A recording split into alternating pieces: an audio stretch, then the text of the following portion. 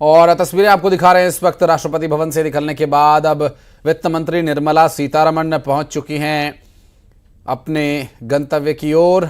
राष्ट्रपति से मिलने के बाद वो निकली हैं यहां से और अब कुछ ही देर में जो कैबिनेट की मीटिंग होगी, कैबिनेट में इस बजट को मंजूरी दी जाएगी। कैबिनेट में मंजूरी मिलने के बाद बजट को लोकसभा में यानी जो सदन निम्न सदन है उसमें प्रस्तुत किया जाएगा। और आज के इस बजट भाषण से पहले की ये तस्वीरें जो मूवमेंट्स हो रही हैं वो हम आप तक पहुंचा रहे हैं। तस्वीरें ताज़ा इस वक्त दिल्ली से, राजधानी दिल्ली में, जहां संसद भवन के बाहर अब वित्त मंत्री का काफिला पहुंच चुका है और अब संसद भवन में वो एंट्री कर रही हैं। और ये जो तस्वीर हम आपको दिखा रहे हैं इस वक्त सीधी तस्वीर दिल्ली से आ रही है। अब से कुछ ही देर में कैबिनेट की एक मीटिंग होनी है। कैबिनेट में इस साल के बजट को लेकर, साल 2025-26 के बजट के बारे में बातचीत कर उसे मंजूरी दी जाएगी और मंजूरी मिलने के बाद उसे सदन में पेश किया जाएगा। वित्त मंत्री निर्मला सीतारमण बजट भाषण पढ़ेंगी और लगभग 1 से 1.5 घंटे का ये बजट भाषण हो सकता है, इसकी भी संभावना जताई जा रही है। और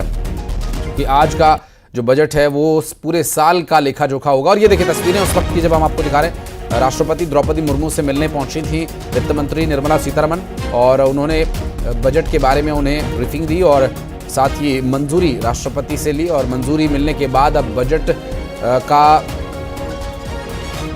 कैबिनेट बैठक में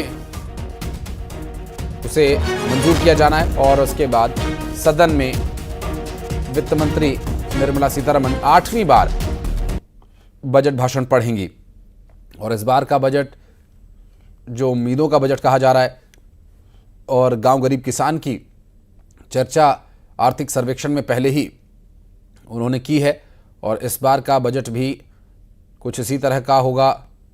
जो आर्थिक सर्वेक्षण में संकेत मिले हैं उसके अनुसार रोजगार के क्षेत्र में इंफ्रास्ट्रक्चर जो हम अपने देश में देखना चाहते हैं उसके लिए एक प्रयास इस बजट में देखने को मिल सकता है। साथ ही service sector, manufacturing sector, education, health और डेवलपमेंट के साथ साथ रोजगार भी एक बड़ा विषय रहेगा।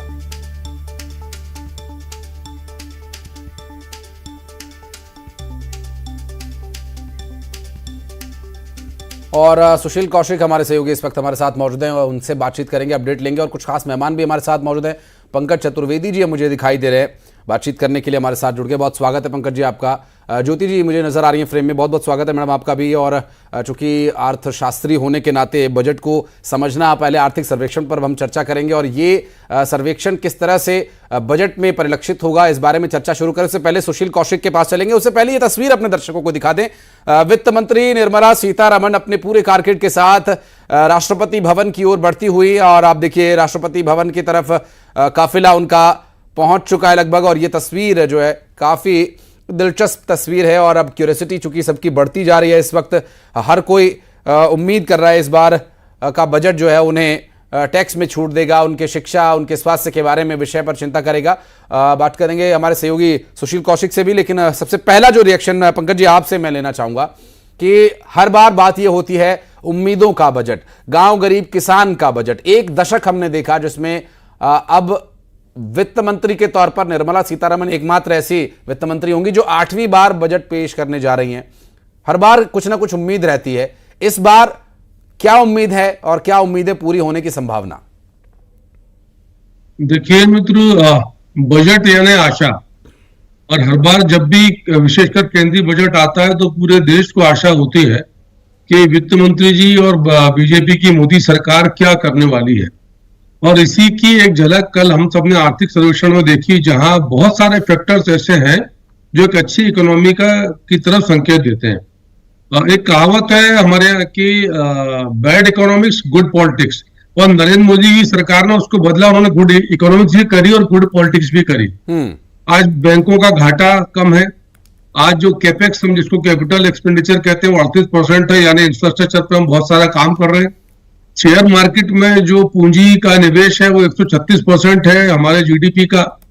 यदि ग्रोथ रेट और इन्फ्लेशन रेट की बात करें तो इन्फ्लेशन रेट जो 5 के ऊपर थी 4.9 पर आई और 4% का हमारा लक्ष्य है। और इम्पोर्टेंट ये कि जीडीपी ज्यादा है और जो इन्फ्लेशन है वो कम है। जबकि आप यदि चाइना की इकोनॉमी देखें, जीडीपी कम 5% के आसपास और इन्फ्लेशन ज्यादा। यूरोप की देखें तो 2.5-3% के आसपास इकोनॉमी, मतलब जीडीपी की ग्रोथ और इन्फ्लेशन ज्यादा। अमेरिका और जापान 1.5%, 2% की जीडीपी है और इन्फ्लेशन ज्यादा। और हम सब जानते हैं किस प्रकार भारत की जो अर्थव्यवस्था है वो बहुत सारे वैश्विक कारकों पर और कारणों पर निर्भर करती है, पर उस सब के बाद भी निश्चित तौर पर इस बजट से बहुत सारी आशा, जैसा कल प्रधानमंत्री जी ने कहा कि उनकी आशा है कि मध्यम वर्गीय परिवार और जो अभी भी गरीब है उनके ऊपर लक्ष्मी की कृपा बरसे। तो मुझे लगता है कि कल जो प्रधानमंत्री जी का संकेत है, हम शायद 11 से 12 जो बजट का हमारा समय वित्त मंत्री जी का, बहुत सारी लक्ष्मी जी की कृपा, संपन्नता और समृद्धि न केवल मध्यम वर्ग पर बल्कि देश के हर वर्ग पर आने वाली है। ऐसी मेरी आकांक्षा और अभिलाषा और मुझे विश्वास, तीनों चीजें। बिल्कुल पंकज जी, इस बीच एक और जानकारी अपने दर्शकों को दे दें। मुख्यमंत्री डॉक्टर मोहन यादव विदेश दौरे से लौट आए हैं और उसकी कुछ तस्वीरें अपने दर्शकों को हम दिखा रहे हैं, और साथ ही अब दिल्ली से भी कुछ तस्वीरें, जो ताजा तस्वीरें, मूवमेंट देखिए काफी कुछ है। इस बीच ज्योति शर्मा जी के पास चलेंगे। ज्योति जी हमारे साथ जुड़ी हुई हैं, वित्त विषयों पर जानकारी रखती हैं, और मैं चाहूंगा कि वो अपनी जानकारी हमारे दर्शकों तक भी पहुंचाएं। ज्योति जी, चूंकि इस बार का जो हमने आर्थिक सर्वेक्षण देखा, वो आर्थिक सर्वेक्षण कुछ इस तरह से दिखा रहा है कि इकोनॉमी का जो स्ट्रक्चर है हमारा मजबूत हुआ। पंकज जी ने जो बात कही, चाइना का जिक्र किया, चाइना की एक बहुत बड़ी इकोनॉमी है भारत के मुकाबले, लेकिन आंकड़ों का ये खेल है और आंकड़ों में लोगों को दिलचस्पी नहीं है। लोगों को दिलचस्पी है कि उनकी जेब में कितना पैसा आता है। बिल्कुल, धन्यवाद पहले तो आपको। ये जो प्रश्न है आपका कि आंकड़ों का खेल है, बिल्कुल सही बात है। वैसे आर्थिक सर्वेक्षण अच्छा प्रदर्शन कर रहा है, यानी बता रहा है कि भारतीय अर्थव्यवस्था एक अच्छे डायरेक्शन में जा रही है। फिर भी मेरे बहुत सारे प्रश्न हैं, जैसे महंगाई। फिर भी आम आदमी, गरीब आदमी, मध्यम वर्गीय महंगाई से परेशान है। तो महंगाई से परेशान है, इसलिए इस बजट में मुझे लगता है कि बहुत सारी ऐसी चीज़ें करनी चाहिए कि जो हमारे घरेलू उपयोग की चीज़ें हैं उनको सस्ता करने का प्रयास। देखिए, सस्ता करने के प्रयास में ये हो सकता है कि हम वो चीज़ों को ध्यान दें, जैसे आलू, प्याज, लहसुन, टमाटर, जो हर आदमी यूज़ करता है। तो ऐसी चीज़ों के लिए क्यों ना हम एक अच्छा स्टोरेज सिस्टम डेवलप करें। अब भंडारण हमारे यहाँ नहीं है, ऐसा नहीं है, लेकिन हमारे को और ज़्यादा मॉडर्न भंडारगृहों की ज़रूरत है, जो कि क्लाइमेट के हिसाब से अपने आप को स्टेबल कर लें। कई बार समाचार आते हैं कि बहुत सारा अनाज खराब हो गया है ना। आलू प्याज एक समय में अपनी टॉप पे होता है प्राइस वाइज, और एक समय में अपने लो पर होता है, तो इनका भंडारण का ध्यान रखें हम। देन रोजगार, जैसे कि अभी आपने कहा कि बड़ा मुद्दा है, बेरोजगारी भयावह है। हमको अब दूसरे देशों से रोजगार में कंपैरिजन करना चाहिए यदि हमको डेवलप्ड इकोनॉमी में जाना है। तो मुझे लगता है कि एमएसएमई में, यानी हम इंडस्ट्रियल सेक्टर में चले, सेकेंडरी सेक्टर में चले, और ऐसे एमएसएमई को प्रमोट करना चाहिए जो 100% एक्सपोर्ट ओरिएंटेड है ना। फार्मास्यूटिकल एक अच्छा ऑप्शन है, जेम्स एंड ज्वेलरी एक अच्छा ऑप्शन है। तो ऐसे ये वाले रिफॉर्म्स हमको जरूरी है। जैसे पंकज जी ने बोला, इंफ्रास्ट्रक्चर बहुत अच्छा कर रहे हैं हम, नो डाउट, बहुत ही अच्छा इंफ्रास्ट्रक्चर हमने डेवलप किया है पिछले कुछ सालों में। लेकिन फिर भी अभी भी इंफ्रास्ट्रक्चर के साथ में हमको ये सब विकसित बनाने के संकल्प की दिशा में एक नया और मजबूत कदम होगा। विपक्ष कह रहा है कि ये बजट से इनइक्वालिटी बढ़ेगी। चलिए, जो नंबर्स हैं वो भी मैन्युफैक्चर है बजट में। अभी बिना बजट आए उनको पता लग गया नंबर, ये तो बड़ा आश्चर्य की बात है। मध्यम वर्ग को राहत दी जाएगी, अगर दी जाएगी तो। चलिए अभी देखते हैं ना, थोड़ा इंतजार करिए, सब्र का फल मीठा होगा। और आप सुन रहे थे गजेंद्र सिंह शेखावत को, जो प्रतिक्रिया दे रहे थे मीडिया की। और सुशील कौशिक हमारे साथ जुड़े हुए हैं, लगातार अपने मेहमानों से भी हम चर्चा करेंगे। सुशील, एक अपडेट छोटा सा ये कि वित्त मंत्री पहुंच चुकी हैं इस वक्त संसद भवन में, और कैबिनेट की मीटिंग होनी है, उसके बाद बजट भाषण पेश किया जाएगा। लेकिन जो लोगों की उम्मीदें हैं, हर बार घूम फिर कर वही किचन की एक जो बजट की समस्या रहती है महिलाओं को और आम लोगों को, जो पुरुष हैं घर में, जो ज्यादातर वर्किंग है सर्विस सेक्टर में, लेकिन कुछ कुछ छोटा मोटा रोजगार चलाते हैं, उन्हें बचत नहीं हो पा रही। ये एक बड़ा प्रश्न लोगों का रहता है। आपके आसपास भी क्या कुछ लोग हैं, क्या वो उम्मीद कर रहे हैं, इस बारे में कुछ कहना चाहेंगे? बिल्कुल बिल्कुल, हमारे साथ कुछ लोग मौजूद हैं, इन लोगों से ही बात करेंगे कि क्या बजट के बाद आपको क्या लगता है कि बजट कैसा होना चाहिए कि आपकी जेब में 2 रुपया भी बच पाए? और होगी तो मैं मानता हूं कि एक अच्छा माहौल में बजट आएंगे। हम सब इंतजार है और अभी बजट पेश होने वाले हैं तो हम लोग सब पार्लियामेंट जा रहे हैं। सर, दूसरी तरफ जिस तरह से सोनिया जी की तरफ से कल कमेंट्स आए उस पर क्या कहेंगे? हालांकि ये प्रियंका गांधी जी ने उसको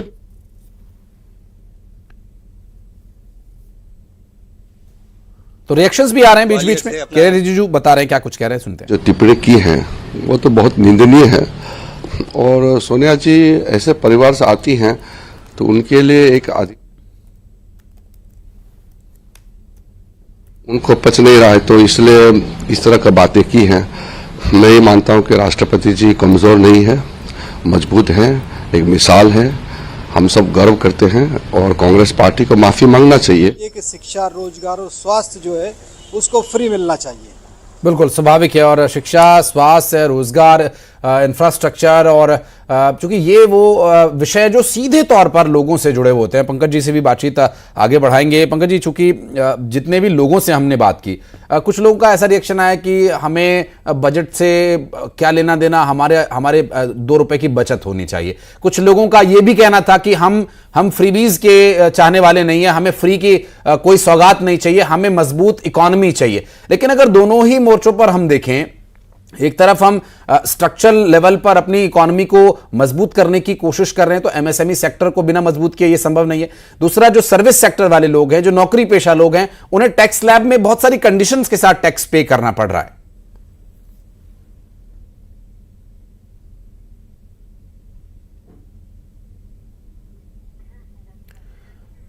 पंकज जी तक संभव आवाज नहीं पहुंच पा रही। वासु चौरे हमारे सहयोगी इस वक्त मौजूद है हमारे साथ भोपाल से।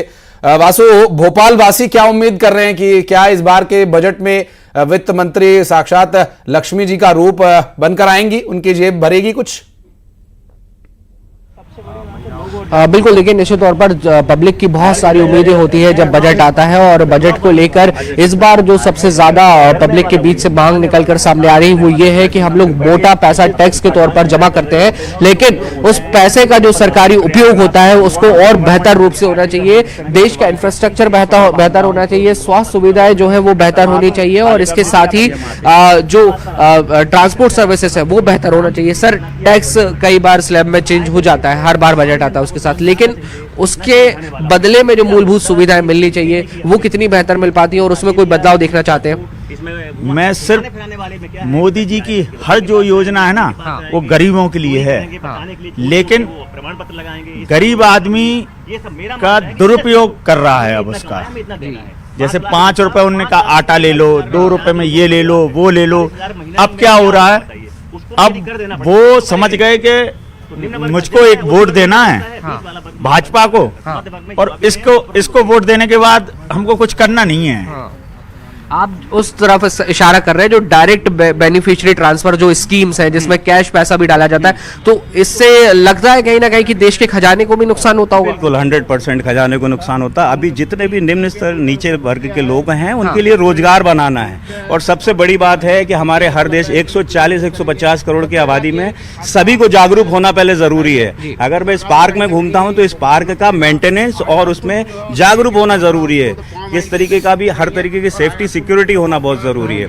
सबसे ज्यादा मिडिल क्लास इसलिए पिसता है क्योंकि उसके पास खान पान, रहन सहन सभी चीजों में उसको हाई टैक्स पे करना पड़ता है। उनकी इतनी इनकम नहीं होती। जहां आदमी की इनकम नहीं होती है फिर वो गलत रास्ते पे जाना शुरू करता है। ऐसे हायर लेवल के जो लोग होते हैं, अभी आपने देखा इतना बड़ा स्कैंडल हुआ है ना, इस स्कैंडल में नीचे से ऊपर तक के सारे लोग उसमें इन्वॉल्व हैं। तो अभी सरकार को कुछ इस तरीके का प्लान करना चाहिए, इस तरीके की योजनाएं लानी चाहिए जिसमें कि रोजगार के ज़्यादा से ज़्यादा साधन उपलब्ध हों। हर आदमी की एक एबिलिटी होती है, उस एबिलिटी पे काम करना शुरू करें तो ज़्यादा से ज़्यादा इसमें अपनी इकोनॉमिक ग्रोथ हो पाएगी। सर, इकोनॉमिक ग्रोथ की ज़रूरत इस पूरे टैक्स में महसूस होती है और तमाम सारे लोगों को इससे जोड़ा जाए, हर वर्ग का ध्यान रखा जाए, ना सिर्फ निचले तबके का, मतलब वो मध्यम वर्ग भी हो, वो व्यापारी तबका भी हो, वो उद्योगपति भी हो। देखिए, अर्थव्यवस्था काम करने वालों पर आधारित होती है। कभी भी कोई भी अर्थव्यवस्था होती है वो काम पर आधारित होती है। जो लोग जीवन यापन कर रहे होते हैं, जैसे बुजुर्ग लोग हैं या पेंशनर हैं या बैठ के अपने परिवार के लोग उनका पालन पोषण कर रहे हैं, बच्चे हैं वो तैयार हो रहे होते हैं, तो मध्य वर्ग है और युवा वर्ग है। इसको अधिक से अधिक सुविधाएं देना होगी, नहीं तो हमारी अर्थव्यवस्था तीसरी तो बन जाएगी, लेकिन वो जो ऊंचाई चाहिए हम लोगों को, वो ऊंचाई नहीं मिल पाएगी। युवा को ध्यान कैसे दीजिए? युवाओं को ध्यान और मध्य वर्ग को ध्यान इसलिए दीजिए कि करने और कमाने खाने के लिए देश की व्यवस्था जोड़ने, अब रेवड़ियां बांटने का मैं इस बार कहना चाहूंगा, रेवड़ियां बांटने से वोट तो मिलते हैं सभी पार्टियों के लिए, कोई एक पार्टी करती है दूसरा पीछे पीछे जाती है। रेवड़ियां बांटने से देश का विकास नहीं होता है। आप उनको काम दीजिए, रोडें बनाइए, पुल बनाइए, अस्पताल बनाइए, स्कूल बनाइए। हजारों करोड़ रुपए जो आप रेवड़ियां बांटते हैं, लाखों करोड़ में बांटते हैं, यदि वही रेवड़ियों से लाखों करोड़ों के अस्पताल, स्कूल, रोडें बनेंगी तो हर एक लेबर भी चाहिए, श्रमिक भी चाहिए, सुपरवाइजर भी चाहिए, सीमेंट भी चाहिए, रेत भी चाहिए, गिट्टी भी चाहिए, हर प्रकार का, चाय बेचने वाला भी चाहिए, भोजन सब्जी सब लगेगा। मेरा मानना है कि रेवड़ियां बांटने से वोट मिलता है, लेकिन देश का इंफ्रास्ट्रक्चर डेवलप करने से जो आगे आने वाली पीढ़ी है 10-20 साल के लिए वो तैयार होती है, उसको काम मिलता है, उसको सुविधाएं मिलती हैं, देश की अर्थव्यवस्था और आगे जाएगी। बिल्कुल ठीक बात कही सर आपने। चूंकि अब तो अभी चुनाव हुए हैं, मोदी सरकार का तीसरा कार्यकाल चल रहा है, ये कई बजट मोदी सरकार पेश कर चुकी है, एक और बजट लेकर आ रही है। अभी तक जो कुछ हुआ उससे कितने सहमत हैं और आने वाले समय के लिए क्या रोडमैप सरकार का होना चाहिए आप सोचते हैं? देखिए, सबसे पहले सीतारामन जी को बधाई, वो 8वां बजट अपना पेश कर रही हैं।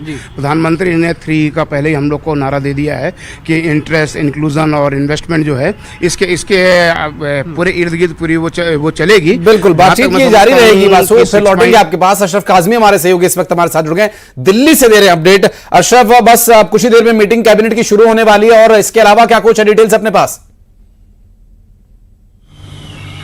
देखिए, 11 बजे पार्लियामेंट की जो कार्रवाई है वो शुरू होगी, संसद की कार्रवाई, और फिर उसके बाद केंद्रीय वित्त मंत्री आज अपना बजट पेश करेंगी। और जो उसमें सभी लोगों को उम्मीद है कि हो सकता है कि सबसे ज्यादा फोकस जो हो वो मध्य वर्ग के ऊपर हो, और इस मध्य वर्ग के लिए एक बड़ी जो सभी लोग डिमांड कर रहे हैं और जो मांग कर रहे हैं वो ये कर रहे हैं कि जो इनकम स्लैब का जो क्राइटेरिया है, जो उसका मापदंड है, उसमें बदलाव किया जाए और मध्य वर्ग को एक बड़ी राहत दी जाए। उनकी मांग है कि जो इनकम के टैक्स में जो छूट है वो 10 लाख तक पे दी जाए। तो अगर इस तरह का होता है तो मध्य वर्ग के लिए स्वाभाविक है और मध्यम वर्ग को इसका लाभ मिले, इस बात की उम्मीद की जा सकती है। लोगों के रिएक्शंस भी इस बीच आ रहे हैं। मैं पंकज जी आपसे एक रिएक्शन इस पर लेना चाहूंगा। आपने सुना होगा जो लोग बोल रहे थे, कोई कह रहा है कि हमें फ्री की रेवड़ियां नहीं चाहिए, कोई कह रहा है कि एक मजबूत इकोनॉमी इंफ्रास्ट्रक्चर चाहिए जो दूरगामी परिणाम दे।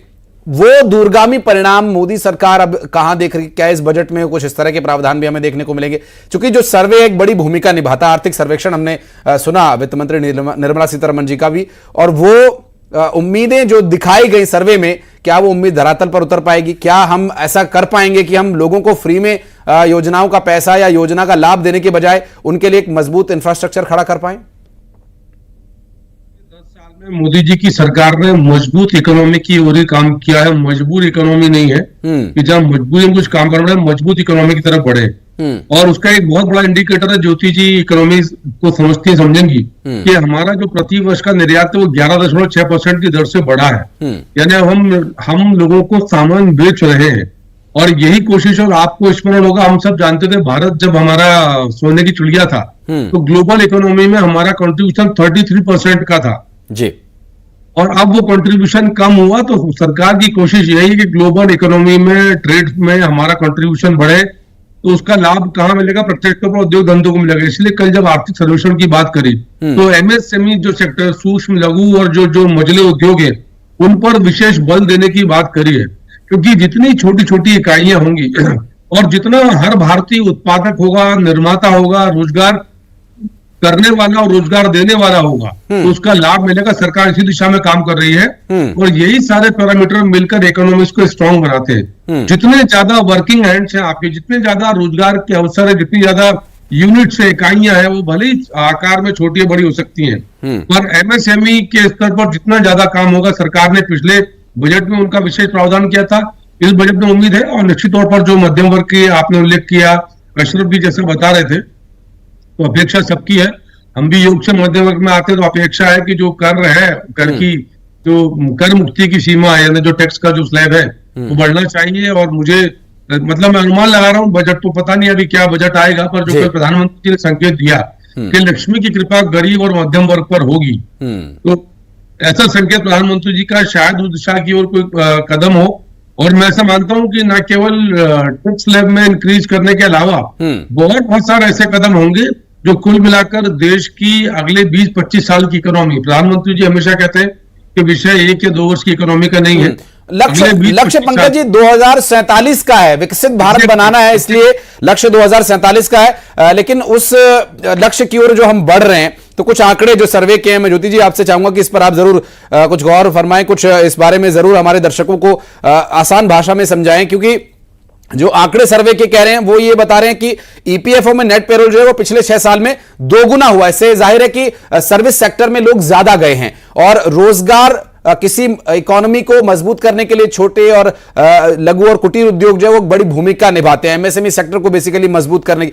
तो सर्विस सेक्टर में हमारा आंकड़ा बढ़ रहा है और हम इंफ्रास्ट्रक्चर एमएसएमई को बढ़ाने के लिए कोशिश कर रहे हैं। ये दोनों ही आंकड़े अभी संतुलित नहीं दिखाई दे रहे, लेकिन लोगों को रोजगार भी चाहिए। तो सर्विस सेक्टर हमें पार लगाएगा या हमें एमएसएमई मजबूत करने पर वो राहत मिलेगी जो हमें आने वाले 2047 तक हम देख रहे हैं। एक सरकार होने के नाते जो सरकार लक्ष्य लेकर चल रही है, वो हमें किस ओर ज्यादा बेहतर काम करने की आवश्यकता है?